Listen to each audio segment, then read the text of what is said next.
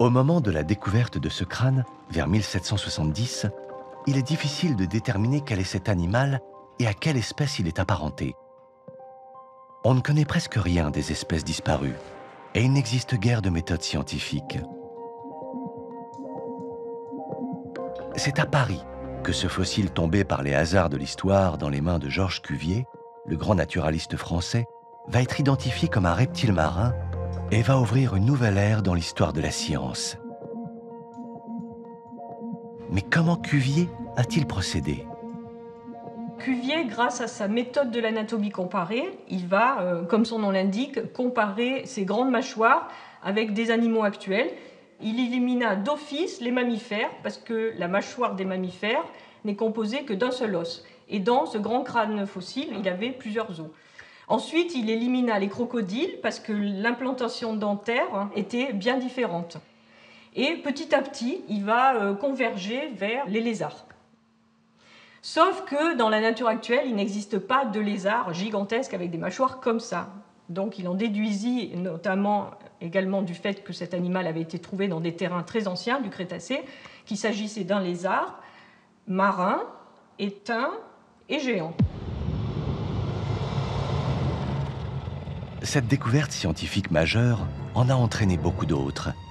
Elles ont permis de créer le personnage de Gina, la femelle mosasaure géante.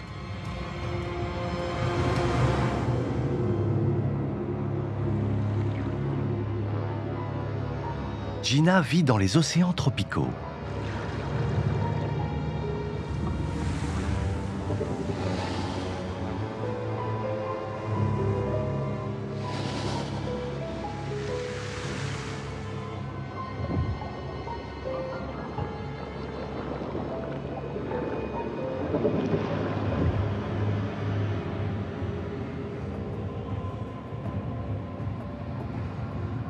Elle y côtoie d'autres grands reptiles, comme les plésiosaures qui prospèrent depuis 200 millions d'années dans les eaux océaniques.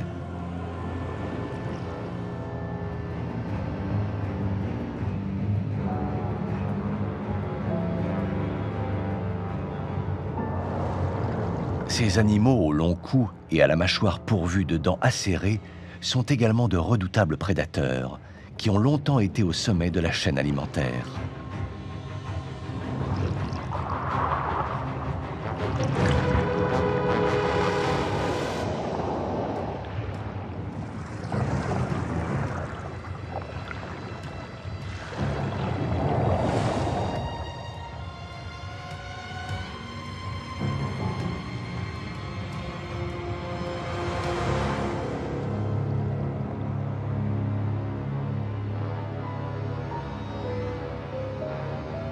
Les océans du Crétacé abritent aussi des poissons géants de 5 mètres dotés d'une gueule énorme, les Xifactinus.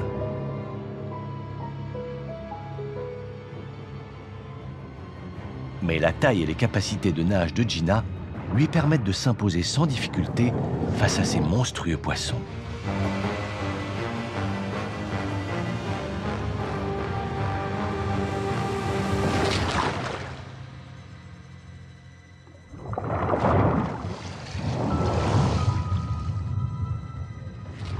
Les mosasaures, ces incroyables prédateurs parfaitement à l'aise dans les mers, ont pourtant d'abord été des animaux terrestres.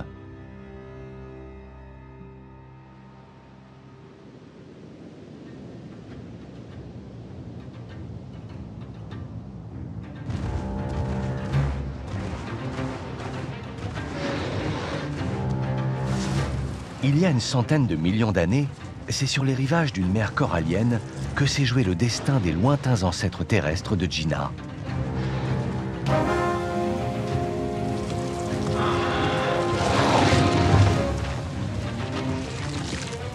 Ces petits reptiles, d'à peine 1 mètre de long, apparentés à des varans, partageaient leur écosystème avec de redoutables prédateurs, comme les abélisaures, de féroces dinosaures carnivores.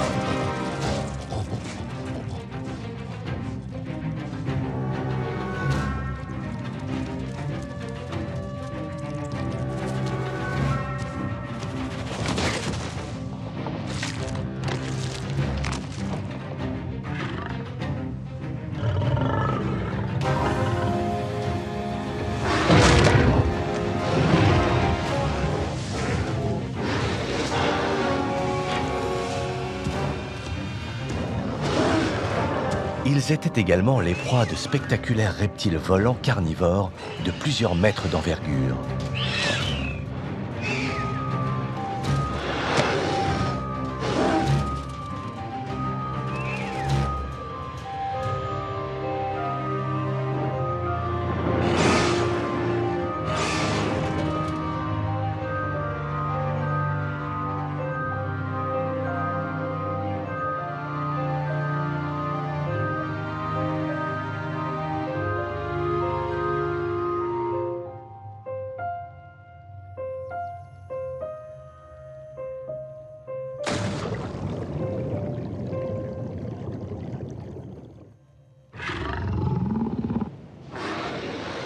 Chassés des continents, ces petits reptiles n'ont eu d'autre possibilité que de trouver refuge dans les eaux des océans.